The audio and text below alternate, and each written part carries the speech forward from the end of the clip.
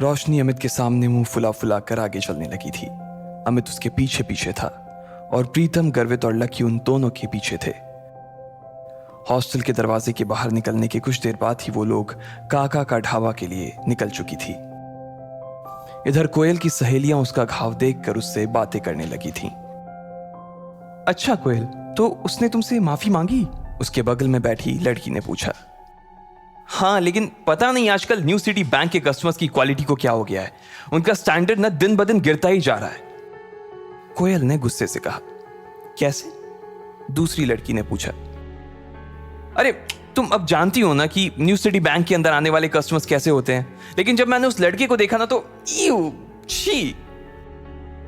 कोयल ने मुंह बनाते हुए कहा। मतलब तुम कहना क्या चाह रही हो? वो क्या कुछ ऐसा वैसा था, मतलब थोड़ा फटीचर टाइप का? दूसरी लड़की ने पूछा। हाँ, मुझे तो लगता है कि वो कोई पागल था जिसने ठीक से दुनिया नहीं देखी थी। हो सकता है कि वो किसी पागल खाने से भाग कर आया था और सीधा न्यू सिटी बैंक में घुस गया था। पता नहीं बाद में उसके साथ क्या हुआ होगा। मैं तो उसी टाइम अपने पापा के साथ वहां से निकल गई थी।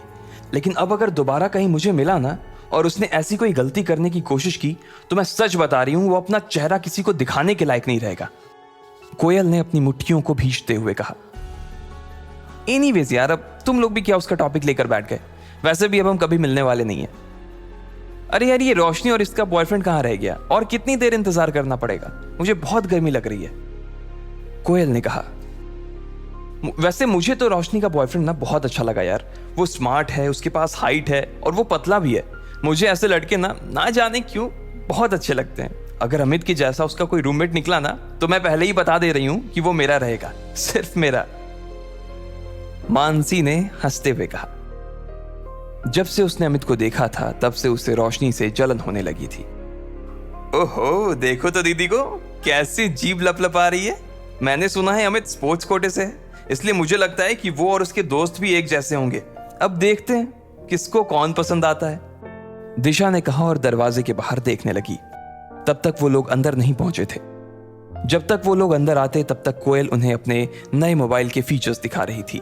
तीनों लड़कियों ने उसमें ढेर सारी सेल्फी ली और फिर जब वो आखिर में वेटर को बुलाकर उससे ग्रुप फोटो खिंचवाने ही वाली थी कि तभी रोशनी, अमित, प्रीतम, गर्वित और लकी अंदर आ चुके थे।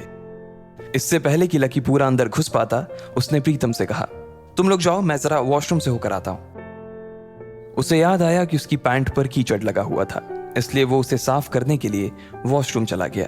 इधर प्रीतम, गर्वित ने जैसे ही कोयल, दिशा और मानसी को देखा, उन दोनों की आंखें फटी की फटी रह गई। गर्वित की तो चाल ही धीमी हो गई थी और प्रीतम ने अपनी कांपती आंखों को छुपाने के लिए ऊपर चश्मा पहन लिया था। अरे कोयल, दिशा, मानसी, किस बारे में बात हो रही है भाई? पता है तुम्हारे हंसने की आवाजें बाहर तक आ रही हैं। इतना कितना जोर से खिलखिला रही थी कि पूरा ढाबा ही गूंज रहा था। रोशनी का मन उन तीनों को देखते ही मस्त हो गया था। रोशनी की बात सुनते ही उन तीनों ने रोशनी की तरफ देखा।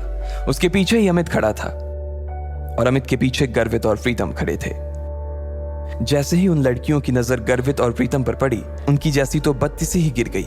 उनका चेहरा बार उसे भी अपने दोस्तों पर शर्म आ रही है। चलो चलो बैठते हैं। अमित ने सिचुएशन को थोड़ा सा नॉर्मल करने के लिए कहा और आगे बोला, प्रीतम तुम दिशा के बगल में बैठ जाओ और गर्वित तुम मानसी के पास आ जाओ। अमित ने कहा। प्रीतम दिशा की ओर बढ़ ही रहा था, लेकिन उससे पहले ही दिशा उठकर मानसी के बगल में बैठ गई। उसकी इस हरकत से यह तो साफ हो गया था कि वो प्रीतम को नापसंद करती थी और ना ही उसके साथ बैठना चाहती थी। अमित ने जैसे ही ये देखा, वो मारे शर्म के पानी पानी हो गया। उसे अपने दोस्तों के लिए बहुत बुरा लग रहा था। वो यही सोच रहा था कि इससे अच्छा था कि वो खाने का प्रोग्राम ही कैंसिल कर देता, लेकिन अब तो वो आ गए थे और इसलिए खाना खाना जरूरी था। इधर दिशा और मानसी ने अपने अपने फोन निकालकर सोशल मीडिया चलाना शुरू कर दिया।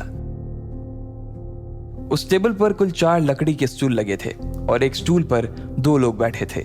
दिशा और मानसी एक स्टूल पर बैठ गए, प्रीतम और गर्वित एक स्टूल पर, अमित और रोशनी एक स्टूल पर बैठ गए, लेकिन कोयल अकेली बैठी थी।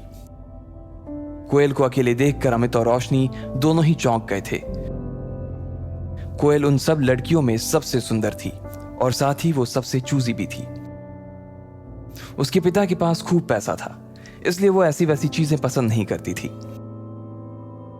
अब ऐसे में अगर लकी कोयल के पास बैठता तो क्या होता?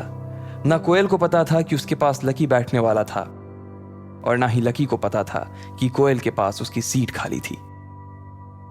भले ही लकी उतना खराब ना दिखता था, लेकिन उसके कपड़े उसकी पर्सनालिटी की मिट्टी पलित करने में लगे हुए थे। अरे अरे जल्दी खाने को कुछ मंगवा यार, बहुत भूख लगी है, अमित ने उन सब के बीच पसरे सन्नाटे को चीरते हुए कहा।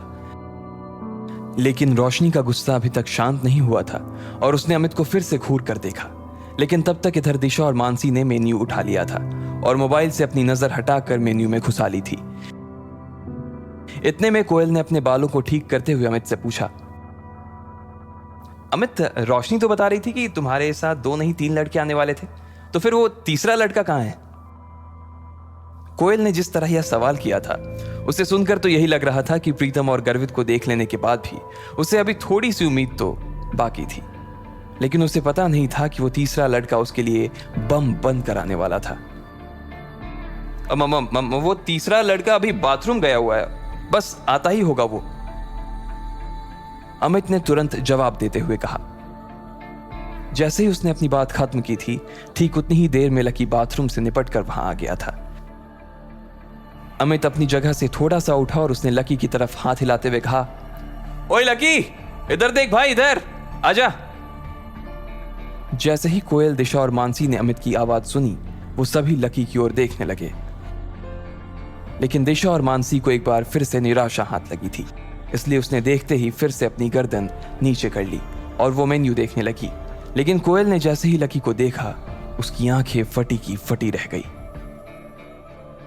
उसका मन कर रहा था कि वो टेबल पर अपना सिर दे मारे। इधर लकी भी उसे देखते ही पहचान गया था और उसकी आंखों में देखते ही वो आगे बढ़ता जा रहा था। वो समझ गया था कि कोयल को उसे देखते ही उससे नफरत हो गई थी। जब लकी को और कहीं बैठने की जगह नहीं मिली, तो वो आखिरकार कोयल के पास जाकर बैठ गया। कोयल ने जैसे ही उसे अपने पास बैठते हुए देखा, तो वो उस छोटे से स्टूल में भी उससे जितनी दूर हो सकती थी उतनी दूर जाकर बैठ गई थी। उसे अंदर से तो लकी से बहुत घिन आ रही थी। कोयल, क्या हुआ? कुछ प्रॉब्लम है क्या? रोशनी ने कोयल की शक्ल देखते हुए पूछा। वो उसके चेहरे के हाव भाव को देखकर समझ गई थी कि कोयल को कुछ तो हुआ था जो वो अपने मन में छुपा रही थी।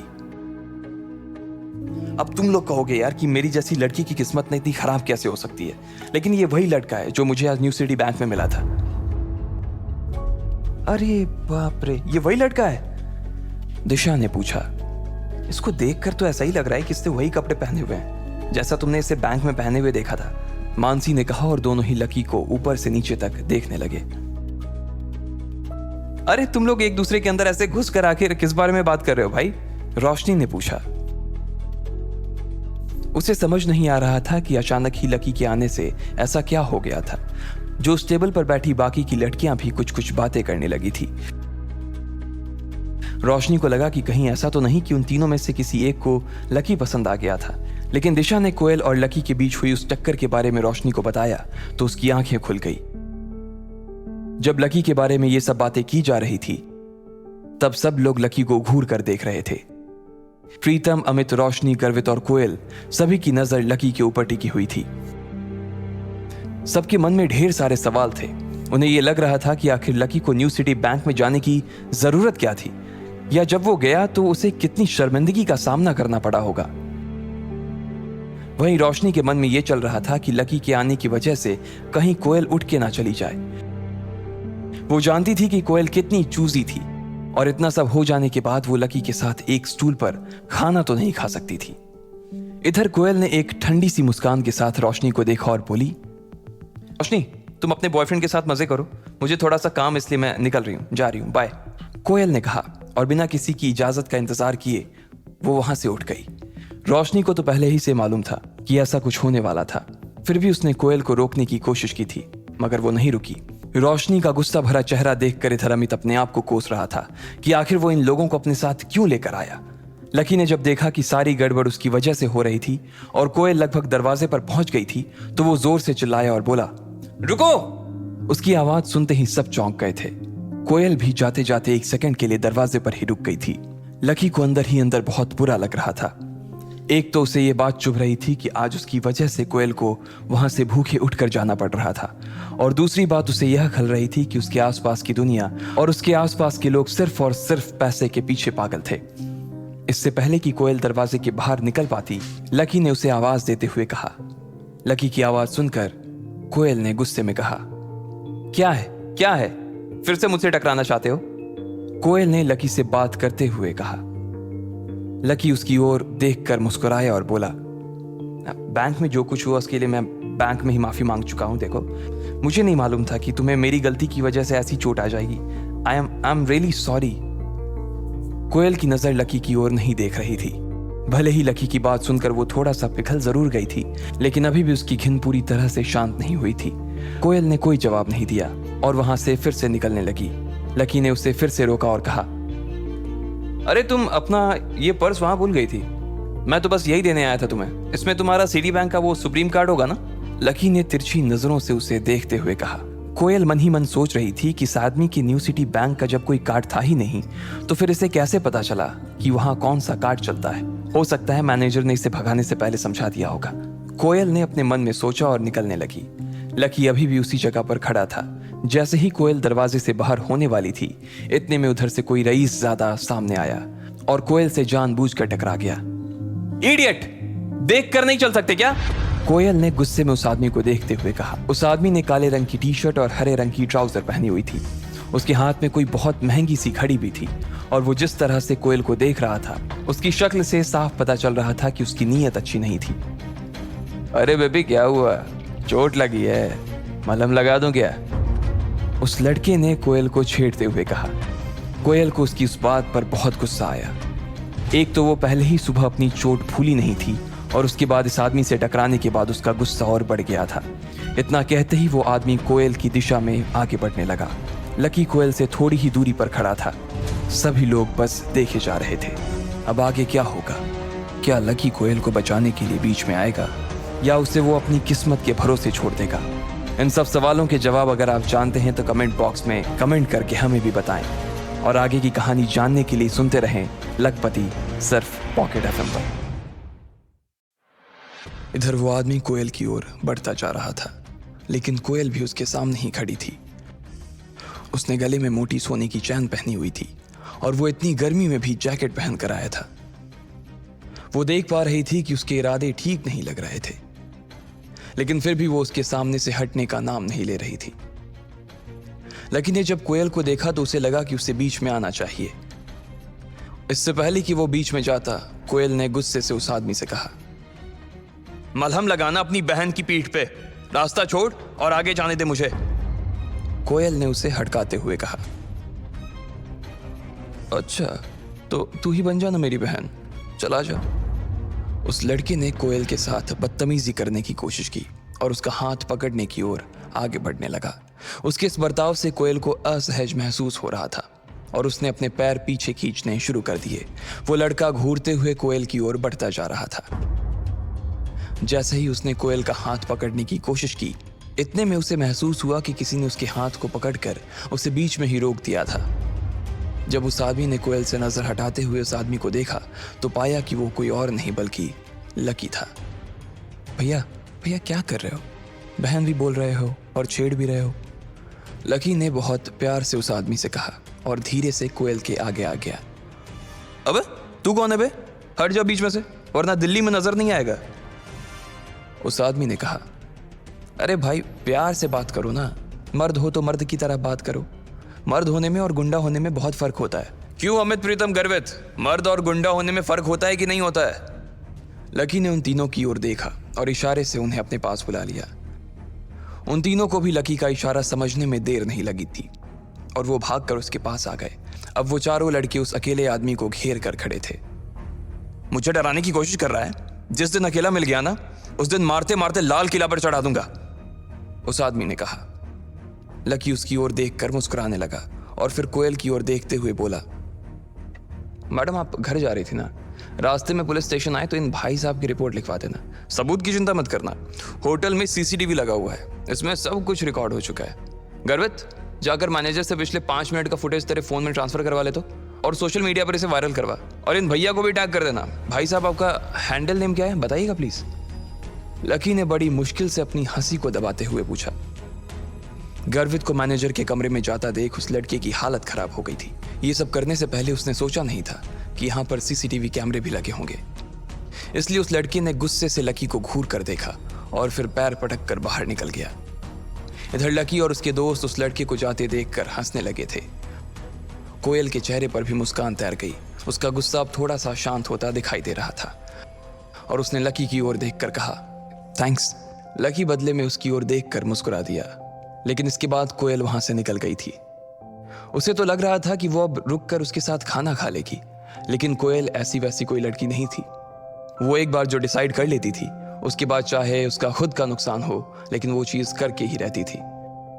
उसके चले जाने के बाद दिशा और मानसी थोड़ी सी शांत हो गई थी। सब लोगों ने खाना मंगवाया और थोड़ी बहुत बातचीत करते हुए खाना खत्म कर दिया। बिल भरने के बाद रोशनी अपनी सहेलियों के साथ चली गई। वहीं अमित अपने दोस्तों के साथ अपने कमरे पर आ गया था। उसने अपने कपड़े बदले और फौरन मैदान में चला गया। आज उसके बास्केटबॉल के ट्रायल होने थे। इधर प्रीतम, गर्वित और लकी अपने अपने पलंग पर लेट गए थे। तीनों ने अपने अपने फोन निकाल लिए थे और सोशल साइट पर सर्फिंग करने लगे थे। जैसे ही गर्वित ने अपना सोशल मीडिया हैंडल खोला, वो खुशी के मारे जोरों से उछल पड़ा। अरे भाई लोग, अंजलि लाइव आ रही है यार, जल्दी आओ, लॉग इन मारो यार। गर्वित अंजलि को बहुत पसंद करता था। वो उसकी क्लास में ही पढ़ती थी और ऐसे आए दिन वो लाइव आ जा अंजलि की रूममेट डिंपल को देख सके। वो तो ये देखना चाह रहा था कि क्या डिंपल को उसकी जरा भी याद आ रही थी, या आज क्लास में उसने जो ड्रामा किया था वो ड्रामा नहीं बल्कि सच्चाई थी। इस वक्त तक उसके लाइफ में 30 लोग जुड़ गए थे और वो सारे ही उसके क्लासमेट्स थे। दोपहर लंच से आने के बाद उनकी कोई क्लास नहीं थी, इसलिए सब लोग उस लाइफ से जुड़ गए थे। अंजलि ने अपने हाथों में एक गुलाबी रंग का तकिया दबा रखा था और पीले रंग के हेडफोन लगाए हुए थे। वो कैमरा के सामने देखकर मुस्कुराई जा रही थी। गाइस, मुझे आए हुए अभी तक 20 मिनट हो चुके हैं, लेकिन आप लोगों की तरफ से ना मुझे एक भी प्रेजेंट नहीं मिला है। लगता है आज ना किसी को आइसक्रीम नहीं खानी है और ना ही किसी को मेरे साथ डेट पर जाना है। अब इससे पहले कि मैं लाइव खत्म कर दूं, जल्दी से कोई इमोजी भेजो। अंजलि ने पाउट बनाकर कैमरे की तरफ एक किस उछाल दिया। उसे देखते ही लोगों के दिलों की धड़कनें थम गई थी। अंजलि पूरे क्लास में बहुत पॉपुलर थी।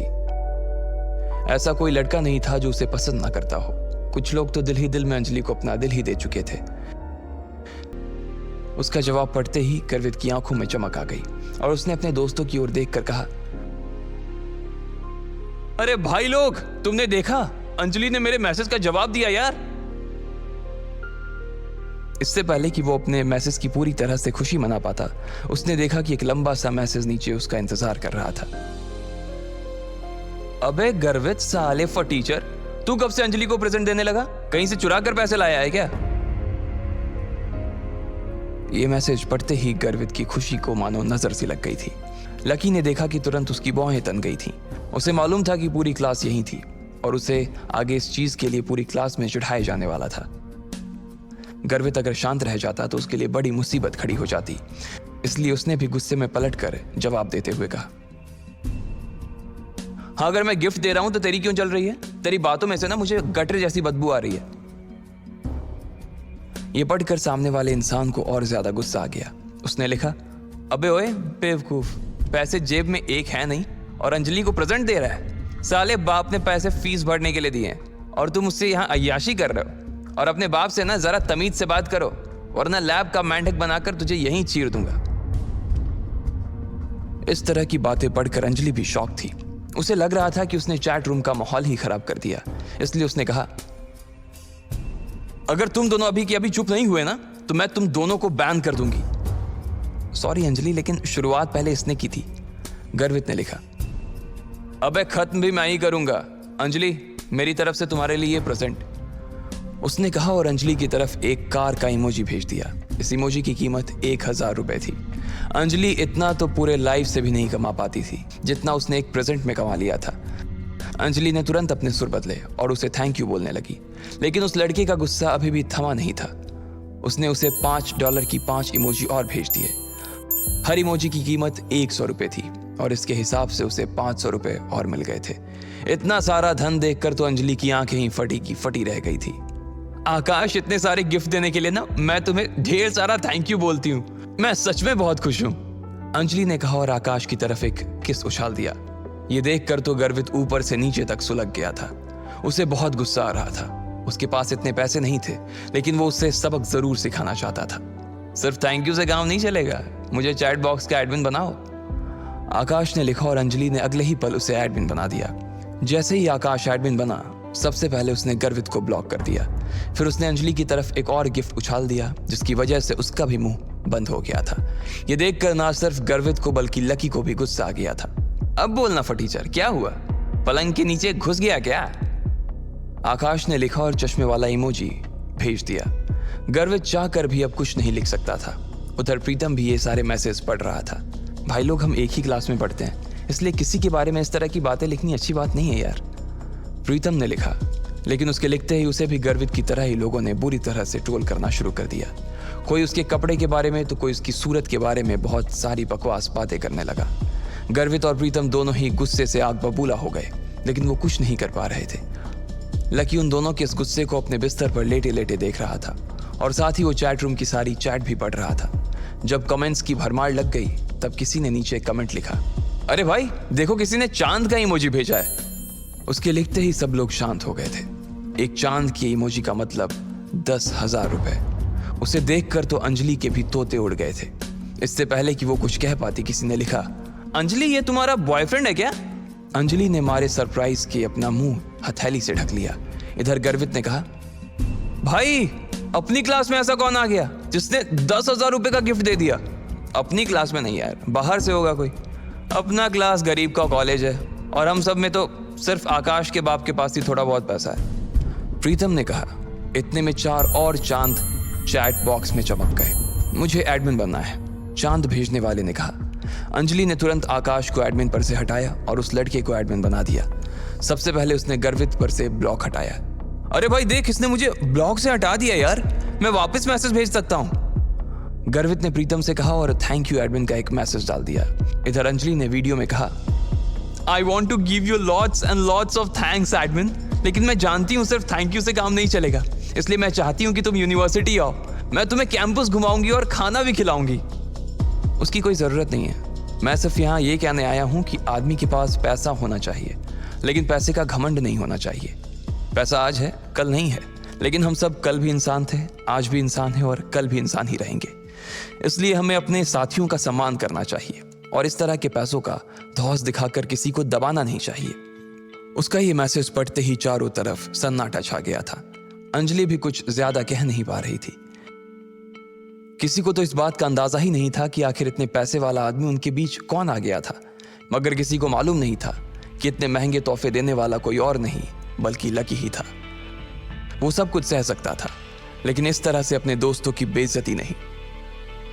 उसे अंजलि या उसके लाइव होने में कोई इंटरेस्ट नहीं था और ना ही वो पसंद करता था उसे। वो तो बस उन लोगों का मुंह बंद करवाना चाहता था जो प्रीतम और गर्वित के बारे में बकवास कर रहे थे।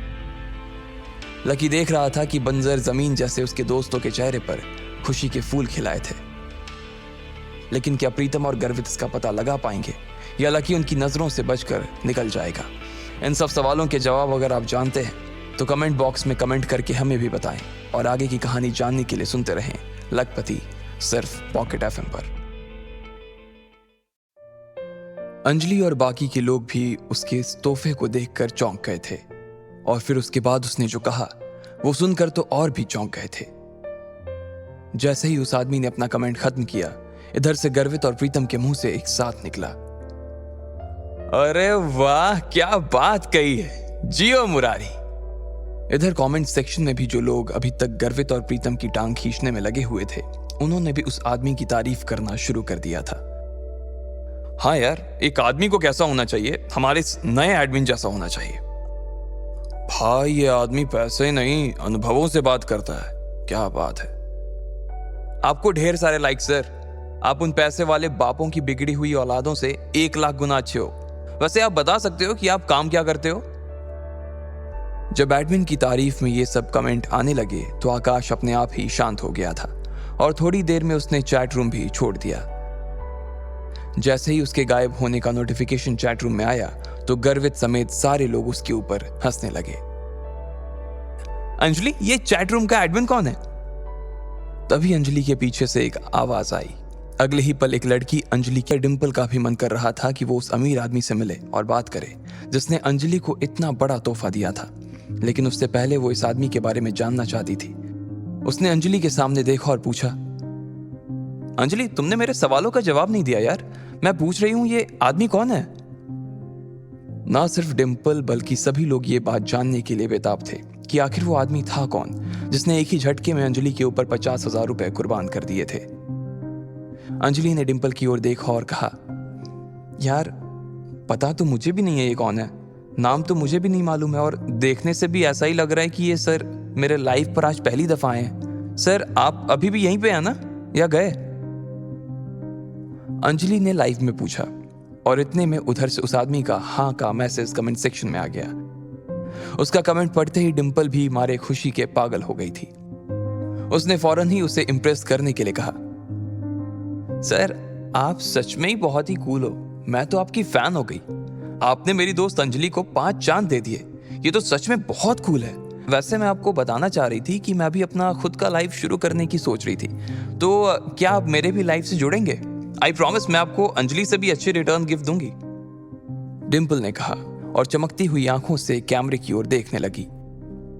इधर जब गर्वित ने देखा कि लकी भी उस लाइव से जुड़ा हुआ था और पलंग पर लेटकर अपने फोन को देख रहा था, तो उसने लकी से कहा, ओए लकी सुन, उसे देखना बंद कर। तू जानता है ना वो एक नंबर की लालची लड़की है, पैसे देखते ही उसकी जुबान लपलपाने लगती है। कितनी बेशरम है यार ये, गर्वित ने कहा। लकी ने उसकी बात को सुनकर भी अनसुना कर दिया और आगे फोन की स्क्रीन की ओर देखता रहा।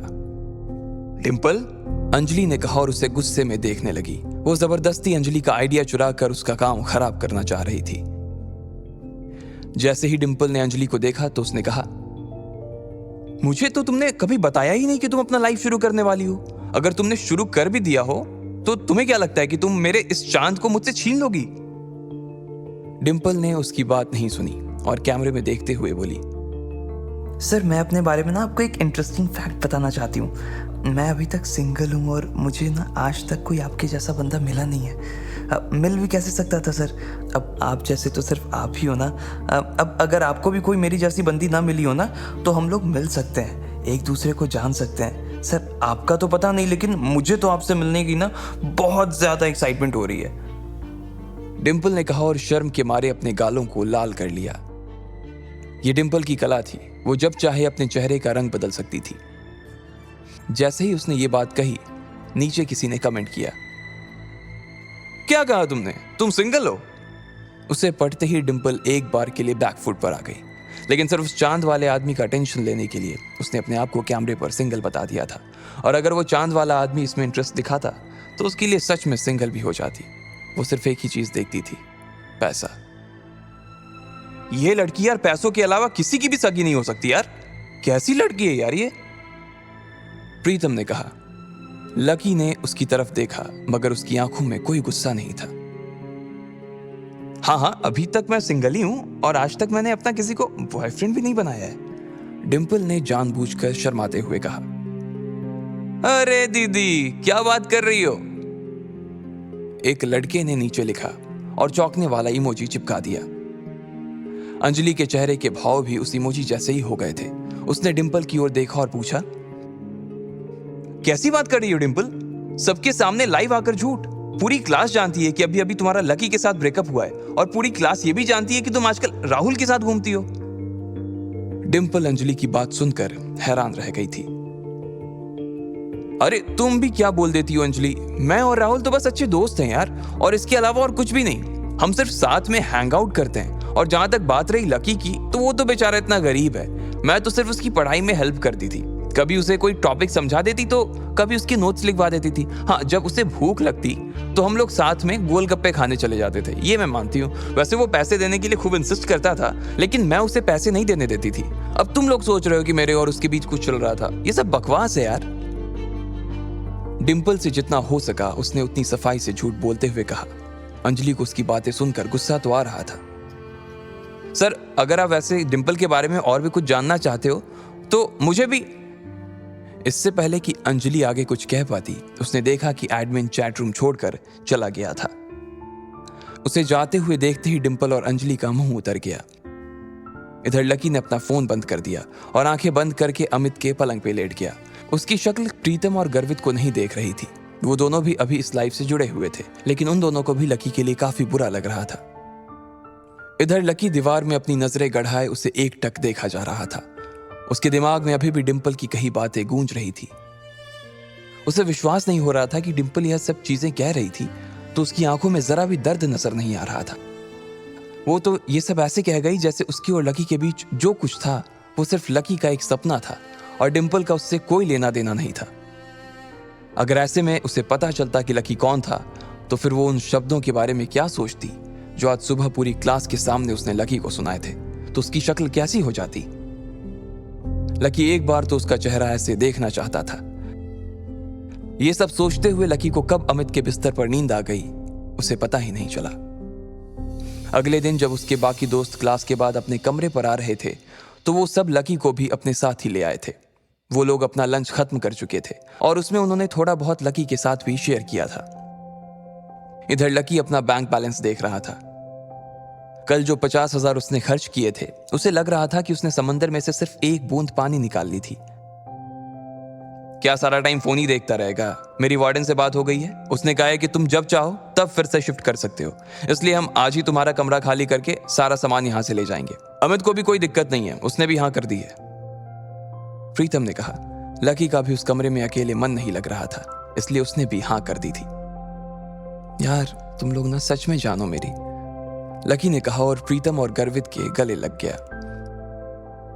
अबे जा, सिर्फ गले लगने से काम नहीं चलेगा, शाम को ना असली पार्टी देनी पड़ेगी, गर्वित ने कहा और झूमते हुए बॉटल की ओर इशारा कर दिया।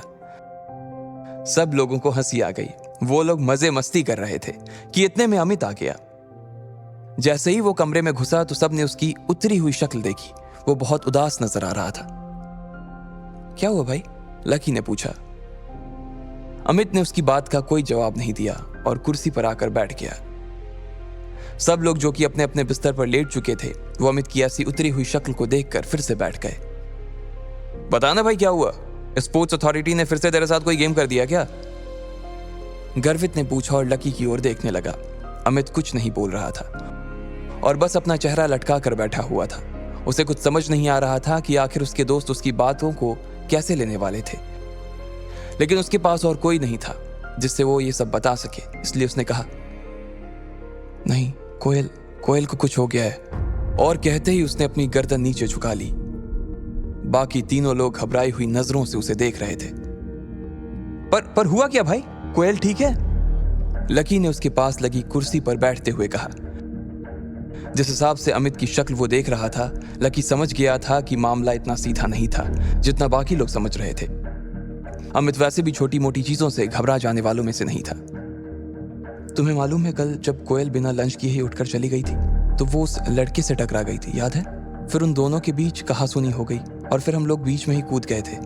बाद में कोयल ने वहां से निकलकर पुलिस में उसकी शिकायत भी कर दी थी, लेकिन मुझे आज मालूम पड़ा कि वो आदमी कौन था। अमित ने घबराते हुए कहा। कौन था? लकी ने पूछा। सब लोग अमित के चेहरे को बिना पल के झपकाए देखे जा रहे थे। वो मोहित रायजादा था। उसके पिता लायन ग्रुप ऑफ कंपनीज के मालिक हैं और वो लायन ग्रुप का आने वाला सीईओ है। Lion group? प्रीतम के मुंह से निकला। उसने अभी जो सुना था उस पर विश्वास ही नहीं कर पा रहा था वो, इसलिए चौंक कर उसने अपनी कानों को 2-3 बार खुजाया। भाई लायन ग्रुप तो दिल्ली की 10 सबसे बड़ी फर्मों में आता है ना? अरे यार, कोयल ने कितनी बड़ी मुसीबत ले ली है। जब लकी ने उसे शांत करवा ही दिया था तो फिर उसे पुलिस स्टेशन जाने की क्या जरूरत थी यार? गर्वित ने कहा। अचानक ही कमरे में बैठे सभी लोगों की नींद खुल गई थी और उनके दिमाग की बत्तियां जलनी शुरू हो गई। लकी देख पा रहा था कि गर्वित अभी भी बड़बड़ाए जा रहा था, इसलिए उसने उसे शांत करवाने के लिए कहा, हाँ लेकिन कोयल भी तो किसी बड़े परिवार की बेटी है ना भाई उसके पिता का अकाउंट अगर न्यू सिटी बैंक में है तो वो भी तो पावरफुल होगी ना, लकी ने कहा। भाई उसके पापा की कोयल ग्रुप ऑफ कंपनीज नाम से फर्म तो है, वो भी बहुत बड़ी है, लेकिन लायन ग्रुप के आगे वो कुछ भी नहीं है यार। और मैंने तो ये भी सुना है कि लायन ग्रुप और कोयल ग्रुप के बीच कुछ प्रोजेक्ट्स पर पार्टनरशिप चल रही थी।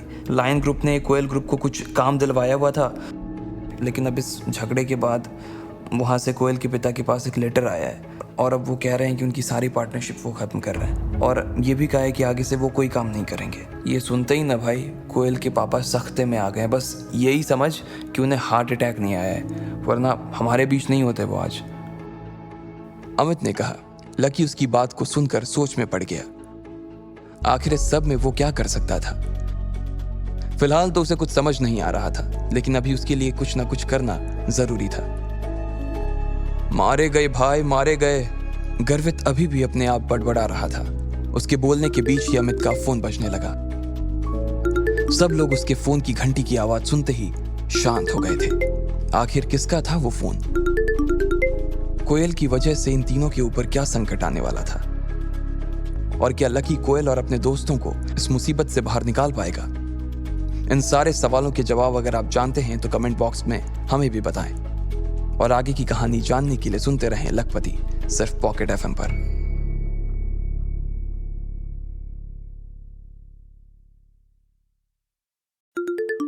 इससे पहले कि लकी कुछ सोच पाता, अमित का फोन बजने लगा था।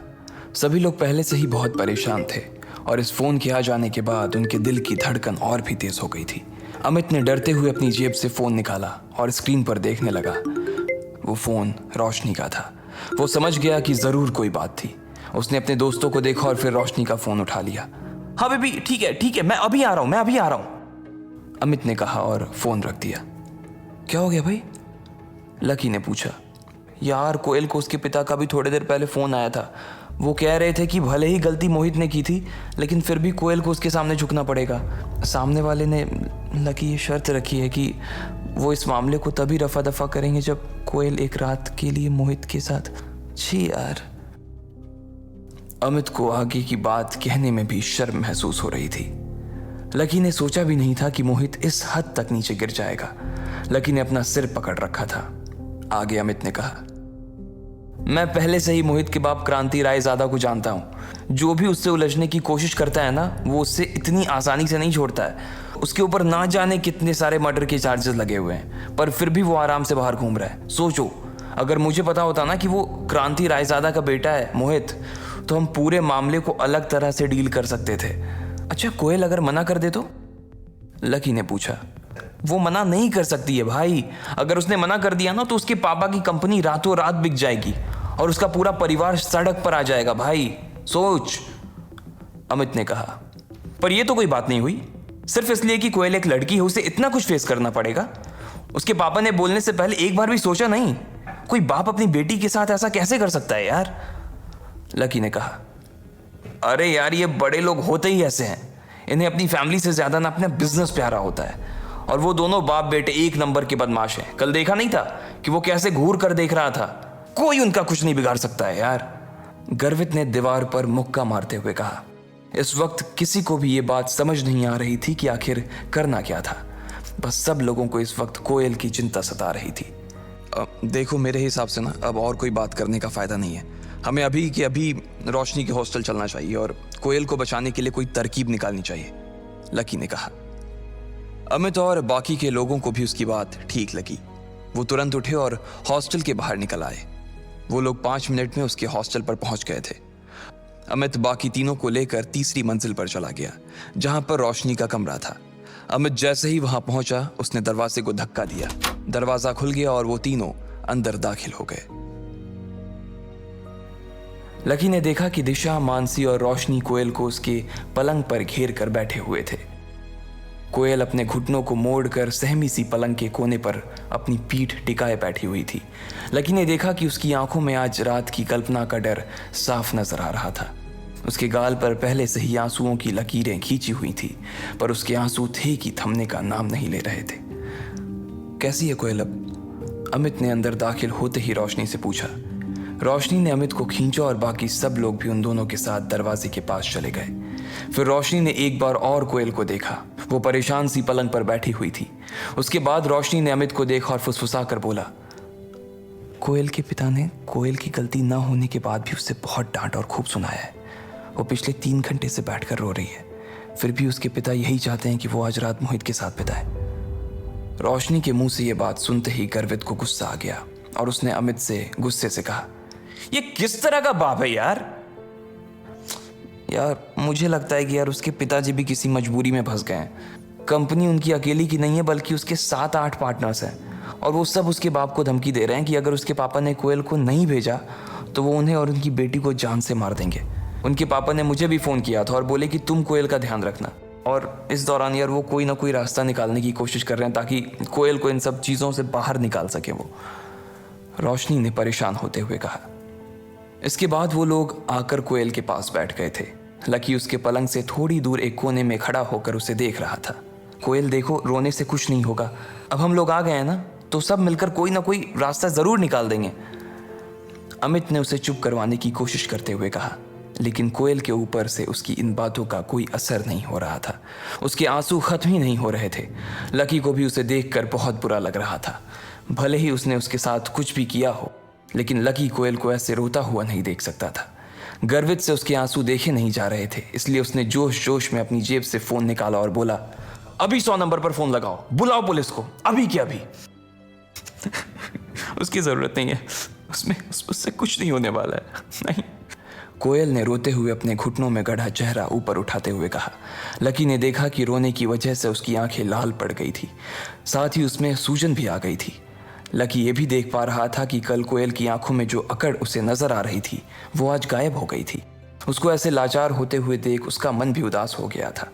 वैसे वो इस तरह से आज उसे नहीं देख सकते थे, आखिर वो उसी की मदद करने के लिए यहाँ आए थे।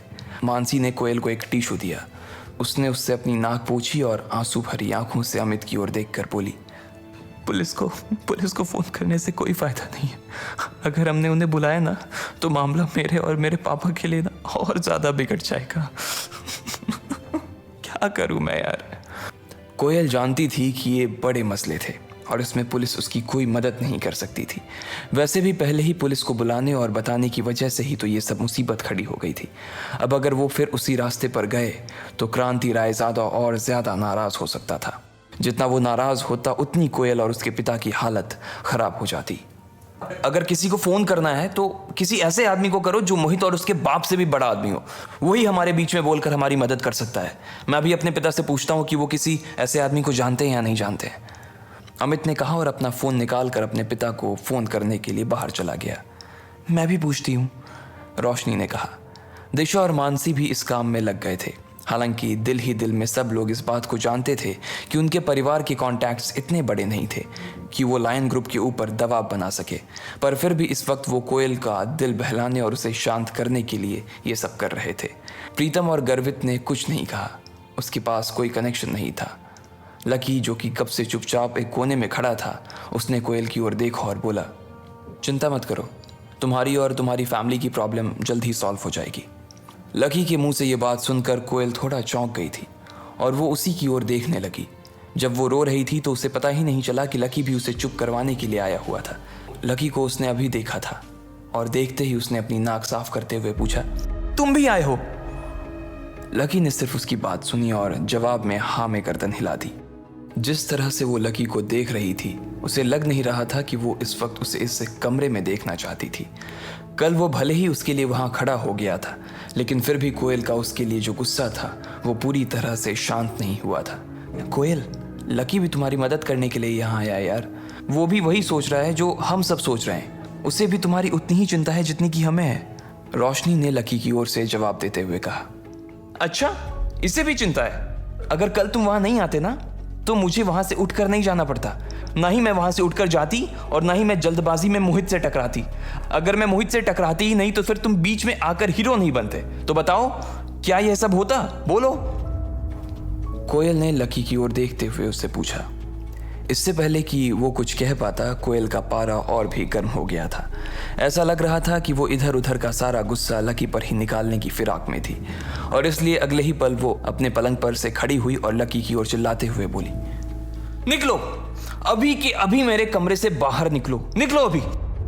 कोयल, ये तुम्हें क्या हो गया है? ये तो बेचारा तुम्हारी मदद करने के लिए यहाँ आया हुआ है और तुम हो कि उसी के ऊपर बरस रही हो। कल अगर ये नहीं होता और वो मोहित तुम्हारे साथ होटल में बदतमीजी करता तब तुम क्या कर लेती? रोशनी ने उसे समझाने की कोशिश करते हुए कहा। उसे समझ ही नहीं आ रहा था कि आखिर वो अपने गुस्से का शिकार लकी को क्यों बना रही थी। जब रोशनी और कोयल के बीच ये सब बातें चल रही थी तब भी लकी बिल्कुल चुपचाप खड़ा था। आज फिर उसकी वजह से उन दोनों के बीच में झगड़ा हो रहा था, इसलिए वो चुपचाप दरवाजे की ओर बढ़ने लगा। अरे अरे रुको लकी, तुम्हें जाने की जरूरत नहीं है। वो तो कोयल को बस थोड़ा सा गुस्सा आ रहा है, वरना वो कोई बात नहीं है यार। और वैसे भी तुम समझ सकते हो ना कि आज उसकी हालत कैसी है, लेकिन उसके चक्कर में तुम अपना मूड मत खराब करो प्लीज। अमित ने लकी को एक कोने में ले जाकर समझाते हुए कहा, नहीं नहीं ऐसी कोई बात नहीं है, मैं समझ सकता हूँ यार कि कोयल अभी थोड़ी परेशान है। मैं उसे और परेशान नहीं करना चाहता। तुम उससे जाकर कह दो कि चिंता करने की कोई बात नहीं है, अभी थोड़ी ही देर के अंदर सब कुछ ठीक हो जाएगा। लकी ने कहा और अमित के कंधे पर अपना हाथ रखकर वो दरवाजे के बाहर निकल गया। आज के बाद ना इस लड़के की शक्ल नहीं देखना चाहती मैं, कोयल ने अपने दांत पीसते हुए कहा और फिर अपने पलंग पर बैठ गई। फिर जब उसने देखा कि अमित उसे देख रहा था तो उसने अपना फ़ोन उठाया और बोली, मैं अभी अपने हाई स्कूल के दोस्त प्रशांत को फ़ोन करके देखती हूँ। उसके पापा भी बड़े आदमी हैं, क्या पता वो हमारी कुछ मदद कर सकें। कोयल ने अपना फ़ोन निकाला और अपने दोस्त को फ़ोन लगाने लगी। इधर बाकी के लोग भी अपने अपने फ़ोन पर ही लगे हुए थे। कोई अपने किसी अंकल को फ़ोन कर रहा था तो कोई अपने किसी आंटी को, लेकिन उनमें से कोई भी ऐसा नहीं था जो कि कोयल की मदद कर सके। इधर लकी जब रोशनी के हॉस्टल से बाहर आया तो उसने अपना फ़ोन निकाला और एक नंबर याद करने लगा। दिमाग पर थोड़ा सा जोर देने के बाद उसे नंबर याद आ गया था और उसने अपने फ़ोन में उसे डायल किया। 2-3 बार घंटी बजी और उधर किसी ने फ़ोन उठा लिया था। अच्छा, तो आज घर के सबसे बड़े बेटे को इस बूढ़े की याद आ गई। वहाँ मेरा बच्चा 8 सालों से बाहर तड़प रहा है और यहाँ ये बूढ़ा उसके लिए परेशान होने के अलावा और कुछ भी नहीं कर पा रहा है। फ़ोन की दूसरी ओर से एक बूढ़े आदमी की आवाज़ लकी के कानों में गूंज गई। वो सालों बाद इस आवाज़ को सुन पा रहा था। इस आवाज़ को सुनने के लिए उसके कान कब से तरस गए थे, लेकिन वो चाह कर भी उन्हें फ़ोन नहीं कर सकता था। जब तक वो गरीबी की परीक्षा को पास नहीं करता तब तक वो उन्हें फ़ोन नहीं कर सकता था। आज इतने साल बाद उनकी आवाज़ सुनी तो लकी की आंखों में आंसू आ गए। उसका दिल भर आया था। सालों से उसे अपने इस अकेलेपन की ऐसी आदत हो गई थी कि वो भूल गया था कि उसका कोई परिवार भी था। उसकी आंखों में आंसू थे लेकिन वो मुस्कुरा भी रहा था। काशीनाथ जी, आप कुछ ज़्यादा ही गंभीर होकर बात नहीं कर रहे हो? आपको आइडिया नहीं है कि आपकी आवाज़ इतने सालों बाद भी सुनकर ना मुझे कितनी खुशी हो रही है। वैसे मैं आपसे कुछ काम की बात करना चाहता हूँ, इसलिए आपको फ़ोन किया है। लकी ने कहा। हाँ बताओ, ये बूढ़ा तुम्हारी क्या मदद कर सकता है? काशीनाथ जी ने पूछा। अब क्योंकि मैंने वो परीक्षा पास कर ली है तो इसका मतलब मैं परिवार के सारे अधिकारों का इस्तेमाल कर सकता हूँ ना? लकी ने पूछा। हाँ हाँ, आप परीक्षा तो परसों ही पास कर गए थे और परिवार ने आपके ऊपर से सारी बंदिशें भी उसी दिन हटा दी थी। काशीनाथ जी ने कहा। ठीक है, तो मैं क्रांति रायज़ादा जो कि लायन ग्रुप ऑफ कंपनीज के मालिक हैं, उनसे साफ शब्दों में कुछ कहलवाना चाहता हूँ। Lion group? ये लायन ग्रुप किसका है? काशीनाथ जी ने अपने दिमाग पर थोड़ा सा जोर देते हुए याद करने की कोशिश की, लेकिन उन्हें कुछ याद नहीं आ रहा था। दिल्ली का ही एक छोटा सा ग्रुप है, लकी ने कहा।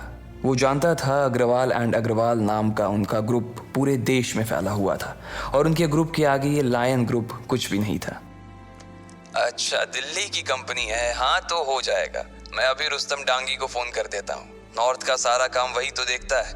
वैसे आप उस क्रांति रायज़ादा से कहलवाना क्या चाहते हैं? काशीनाथ जी ने पूछा। उनसे यह कहना है कि कोयल ग्रुप के अगेंस्ट वो जो भी एक्शन लेने का सोच रहे हैं उसे वो अभी के अभी रद्द कर दें, लकी ने कहा। ठीक है, समझ गया। आप चिंता मत कीजिए, आधे घंटे में ही आपका काम हो जाएगा। काशीनाथ जी ने कहा। लकी ने फ़ोन रख दिया था। उधर कोयल ने अपना फ़ोन काट दिया था। उसने अपने जिस दोस्त को फ़ोन किया था उसके पिता दिल्ली के किसी बड़े से आदमी से मिलकर उसका काम करवाने वाले थे। अब देखना यह था कि आखिर कौन मोहित को कोयल से दूर करवाने वाला था। क्या ये श्रेय उसका दोस्त प्रशांत को जाता या फिर लकी इस खेल में बाजी मारता? क्या कोयल को कभी पता चलता कि लकी आखिर कौन था? इन सब सवालों के जवाब अगर आप जानते हैं तो कमेंट बॉक्स में हमें भी बताएं और आगे की कहानी जानने के लिए हमारे साथ सुनते रहें लखपति, सिर्फ पॉकेट FM पर। उधर लकी की बात सुनते ही काशीनाथ जी ने रुस्तम डांगी को फोन लगा दिया था और इधर कोयल के दोस्त प्रशांत के पिताजी ने भी उसकी मदद करने की ठान ली थी। प्रशांत के पिता जयेश ने कोयल की मदद करने के लिए इसलिए हाँ कर दी थी क्योंकि Delhi trade and merchant union के अध्यक्ष चेतन मित्तल उनके स्कूल के खास दोस्त थे। अगर चेतन मित्तल ने इस मामले में क्रांति रायजादा को फोन भी कर दिया तो कोयल की सारी मुश्किल एक बार में ही हल हो जाती। इस वक्त चेतन मित्तल अपनी कंपनी में किसी विदेशी क्लाइंट के साथ एक डील साइन करने में जुटे हुए थे। इस क्लाइंट से न सिर्फ चेतन मित्तल की कंपनी को बल्कि दिल्ली के हर छोटे बड़े व्यापारी को ढेर सारा फायदा होने वाला था। पूरा सौदा लगभग 1500 करोड़ रुपए का था। जब ये मीटिंग चल रही थी तभी चेतन मित्तल के कॉन्फ्रेंस रूम का दरवाजा खुला और उनका सेक्रेटरी हॉल के अंदर आ गया। इस तरह से अपने सेक्रेटरी को बीच में घुसते देखकर चेतन मित्तल को बहुत गुस्सा आ रहा था। उसके आने की वजह से बाकी लोग भी परेशान हो रहे थे। उनकी नज़र में ये बहुत बुरा व्यवहार था। सेक्रेटरी भी इस बात को अच्छे तरह से जानता था, मगर फिर भी उसके पास अंदर आने के अलावा कोई चारा नहीं था। सर, एक बात करनी थी आपसे। सेक्रेटरी ने धीरे से चेतन मित्तल के पास आते हुए कहा। उसने भी हाँ में गर्दन हिला दी। इसके बाद सेक्रेटरी उसके करीब आया और उसके कानों में कुछ कहने लगा। जैसे ही चेतन मित्तल ने अपने सेक्रेटरी की बात सुनी, उसके चेहरे का रंग बदल गया और वो अपनी कुर्सी से खड़ा होकर बोला, मुझे माफ करना साथियों, लेकिन मुझे अभी किसी बहुत ही जरूरी काम के लिए यहाँ से निकलना पड़ेगा। हम इस डील के बारे में बाद में बात करेंगे। मैं जानता हूँ कि इस तरह की मीटिंग को बीच में छोड़कर जाना ठीक नहीं है, लेकिन आप लोग मुझे आज माफ कर देना प्लीज। इतना कहकर चेतन अपनी कुर्सी पर से उठा और दरवाजे से बाहर निकलने लगा। तब तक दूसरे पक्ष के अनुवादक ने उन अंग्रेजों को चेतन की बात समझा दी, जिस पर उन्होंने जवाब में कहा, चेतन जी, अगर आप इस तरह से डील के नेगोशिएशन में बीच में उठकर चले जाएंगे तो फिर आगे इस बारे में आपसे कोई बात नहीं करना चाहेगा। चेतन ने पलटकर देखा तो पाया कि उनका लीडर चेतन के इस व्यवहार से बहुत ही नाराज हो गया था। देखिए, आपका कहना बिल्कुल ठीक है, लेकिन फिर भी इस वक्त मुझे जाना पड़ेगा। आगे जैसा आप लोगों को ठीक लगे, चेतन ने कहा और वहां से निकल गया। उसके सेक्रेटरी ने उसके कान में ये कहा था कि अभी अभी रुस्तम डांगी का फोन आया था और उसने लायन ग्रुप और कोयल ग्रुप के बीच जो विवाद था उसे सुलझाने के लिए चेतन मित्तल को याद किया था। चेतन मित्तल के लिए 1500 करोड़ रुपए से ज्यादा रुस्तम डांगी का फोन था। वो एक बार के लिए अपने धंधे में नुकसान झेल सकता था, लेकिन वो रुस्तम डांगी की नाराजगी किसी भी कीमत पर नहीं झेल सकता था। अगर ऐसा होता ना तो सिर्फ उसे पैसों का नुकसान नहीं होता, बल्कि उसकी पूरी कंपनी और अध्यक्ष होने की उसकी जो छवि थी वो छवि एक बार में ही धूमिल हो जाती। इधर चेतन मित्तल सबसे नीचे माले पर पहुंच गया था और अपनी गाड़ी की ओर बढ़ता जा रहा था। उसका सेक्रेटरी भी उसके पीछे पीछे ही आ रहा था। ठीक इसी वक्त प्रशांत के पिता जयेश भी चेतन के दफ्तर में पहुंच चुके थे। चेतन भाई, जयेश जी चेतन की ओर देखकर मुस्कुराए और उसकी ओर बढ़ने लगे। उन्हें इस बात का पूरा भरोसा था कि चेतन उनकी इस मामले में कुछ मदद कर सकता था, लेकिन चेतन ने उसकी तरफ मुड़कर भी नहीं देखा और ना ही उसकी बात को सुना। वो दरवाजे से सीधा बाहर निकल गया और अपनी गाड़ी में बैठ गया। इधर लकी भी लाल किले की दीवार पर आकर बैठ गया था। वहीं पास में एक चौपाटी थी जहां पर ढेर सारे लोग शाम के वक्त घूमने फिरने आया करते थे। लकी वहां आते जाते हुए लोगों को अकेला बैठकर देख रहा था। एक प्रेमी जोड़ा दीवार पर थोड़ी ही दूरी पर उसके पास बैठा हुआ था। वो दोनों एक ही आइसक्रीम को बारी बारी से खा रहे थे। लकी को उन्हें देखकर डिंपल के साथ बिताए वो सुहाने दिन याद आ रहे थे। लकी अक्सर उसके साथ खाना बनाता था और उसे यहीं लाल किले की दीवार पर बैठा कर खिलाता था। वो अपनी जेब से थोड़ा थोड़ा पैसा बचाकर उसे आइसक्रीम भी खिलाता था। डिंपल के साथ गुजरा उसका वक्त इतनी जल्दी गुजर जाएगा, उसे इस बात की उम्मीद नहीं थी। भले ही उसे अपने आप पर यह शक था कि वो परीक्षा में पास कर पाएगा या नहीं, लेकिन उसे कभी ये शक नहीं था कि वो और डिंपल एक दूसरे से अलग हो जाएंगे। उन दोनों ने इस दीवार पर बैठकर कितने सारे वादे किए थे। कितनी ही बार डिंपल अपना सिर उसकी गोदी में रखकर यहाँ से लाल किले की मीनार को देखा करती थी। उसे उम्मीद ही नहीं थी कि ये रातों रात इतनी बदल जाएगी। डिंपल उसके लिए उस मीनार जैसी हो गई थी जिसे अब वो सिर्फ देख सकता था, छू नहीं सकता था। जब लकी अपने इन सब ख्यालों में खोया हुआ था, ठीक उसी वक्त फिर से उसके फोन की घंटी बजी। लकी ने देखा ये भूमिका का फोन था। उसका फोन देखते ही लकी उदास हो गया था। सिर्फ डिंपल ही नहीं बल्कि भूमिका भी उन लड़कियों में से थी जो उसके सीधेपन का बहुत फायदा उठाती थी। वो कॉलेज की चीयर लीडर टीम की लीडर थी। लकी भी उस टीम का अभी तक एक हिस्सा था। भले ही उस टीम में सभी लड़कियां थीं, लेकिन कपड़े उठाने, सामान उठाने, बाजार कुछ ले जाने का सारा काम लकी ही देखता था। वो लड़कियां थीं और इसलिए वो ये सब काम नहीं कर सकती थी। इसलिए लकी इन सब चीजों के लिए उनका असिस्टेंट बन गया था। हेलो लकी, अभी के अभी लाल मैदान में आओ। उधर से भूमिका ने कहा। हाँ, पर क्या हुआ? लकी ने पूछा। ज्यादा सवाल जवाब मत करो, जो कह रही हूं वो करो। वैसे भी यहां मेरा दिमाग खाने वाले बहुत से लोग मेरे सिर पर बैठे हुए हैं, भूमिका ने कहा और बिना लकी की बात सुने ही फोन काट दिया। लकी को कभी कभी भूमिका के ऊपर हंसी आती थी। उसका दिमाग अक्सर गर्म ही रहता था और फिर भी उसे लीडर बना दिया गया था। ऐसे में तो वो और भी ज्यादा गर्म हो जाती थी, इसलिए लकी उसकी बातों का ज्यादा बुरा नहीं मानता था।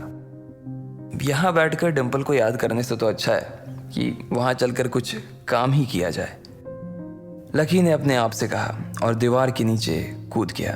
इसके बाद उसने अपनी पैंट साफ की, अपना हाथ साफ किया और मैदान की ओर जाने के लिए निकल गया।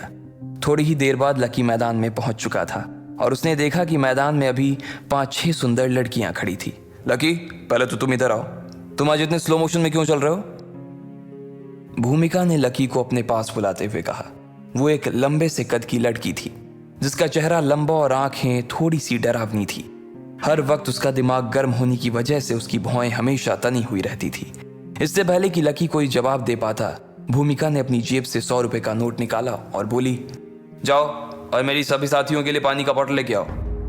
अरे यार, ये तो तुम मुझे फोन पे भी बता सकती थी ना। अगर तुम पहले ही बोल देती तो मैं पहले ही लेकर आ जाता। अब फिर से इतना चाहो, लकी ने कहा। अच्छा, तो तुम अब लीडर को सामने से जवाब दोगे? 2 कदम और चलने से ना तुम घिस नहीं जाओगे लकी महाराज। और तुमसे अगर नहीं होता ना तो बोल दो, मैं खुद ही जाकर ले आऊंगी। रिस्पॉन्सिबिलिटी नाम की कोई चीज होती है या नहीं होती है? भूमिका ने उसके सामने मुंह बनाते हुए कहा। लकी को लगता था कि भूमिका हमेशा गुस्से में ही रहती थी और वो सबसे ज्यादा अगर किसी के ऊपर बरसती थी तो वो लकी ही था। हालांकि लकी को कभी उसके गुस्से से डर नहीं लगता था। वो तो उसके काम के लिए सिर्फ इसलिए हाँ कर देता ताकि उसकी वजह से भूमिका का गुस्सा और ना बढ़ जाए। अगर वो इसी तरह से गुस्सा करती रहती तो एक दिन उसे ब्लड प्रेशर की बीमारी हो जाने का खतरा पक्का था। नहीं ठीक है, मैं ही जाकर ले आता हूँ, पर ये आखिरी बार है, अगली बार से ना मैं नहीं। इससे पहले कि लकी आगे कुछ बोल पाता, भूमिका ने अपनी आंखों को उसे डराने के लिए बड़ा कर लिया था। उसकी आंखें देखकर लकी को मन ही मन हंसी आ रही थी और इससे पहले कि वो उसके सामने हंसता, वो वहां से निकल गया। थोड़ी देर बाद लकी वापस आ गया और उसने 5 बॉटल लाकर टेबल पर रख दी। सभी लड़कियां टेबल के पास आ गई और पानी पीने लगी। इसके बाद भूमिका और बाकी सभी लड़कियां बास्केटबॉल के कोर्ट पर प्रैक्टिस करने के लिए चली गई थीं। लकी वहीं स्टैंड्स में बैठकर उन्हें देख रहा था। जब तक वो प्रैक्टिस करने वाली थी तब तक लकी को वहीं बैठना था। अगर बीच में उन्हें किसी चीज़ की ज़रूरत लगती तो लकी उन्हें वो सभी चीज़ें लाकर देने वाला था। जब लकी बैठकर उनकी प्रैक्टिस देख रहा था तभी उसे अपने पास से एक आवाज़ आई, तुम भी वहां जाकर उनके साथ क्यों नहीं खेलते? लकी ने घूम कर देखा तो उसके होश उड़ गए। उसके पास एक लड़की आकर बैठ गई थी। उसके बाल बहुत खूबसूरत थे और उसका चेहरा गोल था। उसकी आंखें भूरी रंग की थी। हेलो, लकी ने उसकी ओर देखा और मुस्कुराते हुए कहा। इससे पहले कि लकी इसके आगे कुछ कह पाता, उसने देखा कि लड़की के बगल में एक और लड़का आकर बैठ गया था जिसने बास्केटबॉल खेलने के लिए पहने जाने वाले कपड़े पहन रखे थे। उसने पहले लकी को देखा और फिर उस लड़की की ओर देखते हुए बोला, हेलो, मेरा नाम विक्रांत है। मैं बास्केटबॉल टीम से हूँ। मेरी फैमिली बिजनेस में है और अभी हम लोगों ने एक छोटी सी कंपनी खोली है जिसका एनुअल टर्नओवर 200 करोड़ रुपए का है, विक्रांत ने कहा और मुस्कुराते हुए उस लड़की की तरफ अपना हाथ बढ़ा दिया। लकी को इस बात पर हंसी आ गई थी कि विक्रांत ने आते ही अपने इंट्रोडक्शन में अपनी कंपनी का टर्नओवर बता दिया था। वो उस लड़की को भी उस तरह से देख रहा था जिस तरह से वो बाकी लड़कियों को देखता था। वो जितना ज्यादा लड़कियों को देखता था, लड़कियां भी उसे उतना ही देखती थी। विक्रांत दिखने में भी काफी हैंडसम था, इसलिए कोई भी लड़की उसे आसानी से भाव दे दिया करती थी। लेकिन इधर मामला अलग था। उस लड़की ने उसे और उसके हाथ को देख तो लिया था, लेकिन उससे मिलाने के लिए उसने अपना हाथ आगे नहीं बढ़ाया। उसने सिर्फ मुस्कुराते हुए उससे कहा, मेरा नाम अदिति है, मैं भूमिका की दोस्त हूँ। जब अदिति ने विक्रांत से अपना हाथ नहीं मिलाया तो विक्रांत थोड़ा सा झिझक गया और उसने अपना हाथ पीछे खींच लिया। फिर अपनी शर्म को छुपाने के लिए उसने अदिति की ओर उत्साह से मुस्कुराते हुए देखा और बोला, ओह अदिति, काफी अच्छा नाम है। भूमिका तो वैसे अभी प्रैक्टिस में बिजी है और उसे तो अभी थोड़ा टाइम भी लगेगा, इसलिए वो अभी तुमसे बात नहीं कर पाएगी। अगर तुम चाहो तो मैं तुम्हें वॉक पर ले जा सकता हूँ। मैं तुम्हें प्लेग्राउंड भी दिखा दूंगा और हम थोड़ी बातें भी कर लेंगे। You know, I just love talking to girls. Vikrant ने अपने बालों में हाथ फेरते हुए कहा, नहीं सॉरी, मैं यहीं ठीक हूँ। अदिति ने एक मुरझाई सी मुस्कान के साथ उसे देखा और कहा। अदिति की इस मुस्कान ने विक्रांत के लिए सारे दरवाजे मानो उसके मुंह पर ही बंद कर दिए थे। वो शर्मिंदा तो बहुत महसूस कर रहा था, पर फिर भी अदिति इतनी सुंदर थी कि वो उसे अपने हाथ से यूं ही जाने नहीं देना चाहता था। वो चाहता था कि अदिति उसके साथ टहलने जाए, लेकिन इससे पहले कि वो अदिति को मना कर पाता, उसकी टीम के किसी साथी ने उसे बुला लिया और बीच में ही उसे जाना पड़ा। जैसे ही विक्रांत उन दोनों के बीच से उठकर निकला, अदिति लकी की तरफ घूमी और उससे पूछा, तुम्हारा नाम क्या है? लकी। लकी ने बहुत ही फीका सा जवाब दिया। असल में जिस तरह से अदिति उसे देख रही थी, लकी उसे देखता ही रह गया था। इतने प्यार से तो शायद कभी डिम्पल ने भी उसे नहीं देखा था। उसकी बड़ी बड़ी आंखों में लकी को अपने लिए थोड़ी सी भी खिन्न नजर नहीं आ रही थी। ना ही उसे ऐसा लग रहा था कि अदिति को उसके पास बैठने में किसी तरह का पछतावा हो रहा था। अदिति की नजरों में लकी के लिए कोई दया या भाव भी नहीं था। लकी देख पा रहा था कि वो जैसा था, अदिति उसे वैसे ही एक्सेप्ट कर रही थी। जब लकी को इन सब चीजों का भान हुआ तो ना चाहते हुए भी उसके चेहरे पर अदिति के लिए एक मुस्कान आ गई। अब इससे पहले कि इन दोनों के बीच कोई बात आगे हो पाती, भूमिका उन दोनों के बीच में आ गई। अदिति, तू यहाँ क्यों बैठी हुई है? भूमिका ने कहा।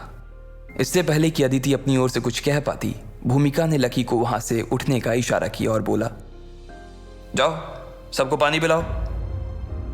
लकी को उसकी बात का बुरा तो लगा, लेकिन क्योंकि अदिति वहां बैठी थी इसलिए उसने पलटकर कोई जवाब नहीं दिया और वहां से चला गया। उधर जब लकी सब लड़कियों को पानी पिला रहा था, तब इधर सब लोग कोयल के कमरे में परेशान से घूम रहे थे। कोयल ने देखा कि सूरज ढलने लगा था और जल्द ही रात होने वाली थी। उसे लग रहा था कि मोहित रायजादा कभी भी उसे लेने के लिए उसके आदमी वहां भेज सकता था। बाकी लोगों को भी यही डर सता रहा था। नहीं, मुझे नहीं जाना, मुझे बचा लो, मुझे नहीं जाना, कोयल ने अचानक ही चीखते हुए कहा। सब लोगों ने उसे देखा और दौड़कर उसके पास आकर बैठ गए। तू चिंता मत कर कोयल, कोई ना कोई रास्ता निकल आएगा, रोशनी ने कहा। हालांकि उसे भी यही लग रहा था कि कोयल के पास जाने के अलावा और कोई रास्ता नहीं था। सब लोग फोन कर करके हिम्मत हार गए थे।